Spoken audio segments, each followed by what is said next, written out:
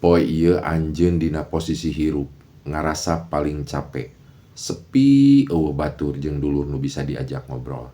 Nyeri hate teh ras ningali jeung ngarasakan nu kahirupan nu sakieu panjangna nampi cocoba kitu. Konten ieu nyaeta neraskeun tina konten nu judulna ciri geus deukeut kanu pitulung Allah ka urang. Baraya kuring pernah aya dina fase eta. Upami dina grafik mah kieu.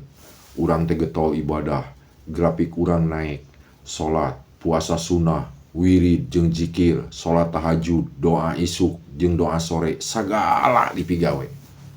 Dangukeun, pas keur anteng ibadah kitu, dulur urang ngajauhan, baraya laleungitan, nu nagih beuki remen, kurang dahar, pagawean ngadak-ngadak eueuh, sepi, muncul ragu ka Allah, naha amal ibadah urang teu diijabah jeung doa-doa urang. Grafik ibadah turun, terjun bebas ka handap, asa ibadah eueuh tapakna kanu kahirupan, beuki nyeri, beuki sepi. Dugi kadinya. Wilujeng anjeun dina fase panghandapna dilagrakeun ku Allah, di mana jelema nu baheula aya laleungitan kabeh, urang asa sorangan. Kade loba jami nu gagal lamun geus aya di nu fase ieu. Saha atuh nu maturan? Hoyong terang. Allah Subhanahu wa taala. Mangga dangukeun. Allah teu ninggalkeun anjeun jeung henteu ngewa ka anjeun.